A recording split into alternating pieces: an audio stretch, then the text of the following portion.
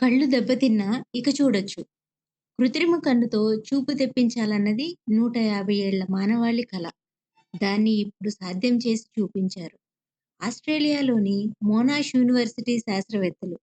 మామూలుగా కంటి వెనకున్న రెటీనాని దెబ్బతీసే ప్రమాదాలు జరిగినా, రెటినైటిస్ పిగ్మెంటోసా వంటి తీవ్ర వ్యాధులు సోకిన బాధితులు జీవితాంతం అంధులుగా ఉండిపోవాలి.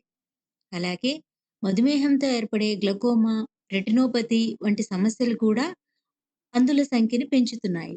అలాంటి వాళ్ళ కోసం కృత్రిమ కన్నుని తయారు చేయడం పైన ఎన్నో దశాబ్దాలుగా పరిశోధనలు జరుగుతూ వస్తున్నాయి.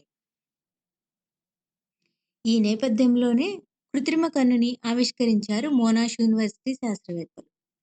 కంటితోనూ, ఆప్టికల్ నెర్వ్స్‌తోనూ సంబంధం లేకుండా నేరుగా కెమెరా సాయంతో మెదడుకే దృశ్య సంకేతాలను పంపించేస్తుంది.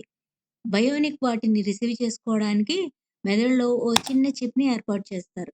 అది కెమెరా పంపిన సంకేతాలను అందుకుని మనకి దృశ్యంలాగా మార్చి చూపిస్తుంది.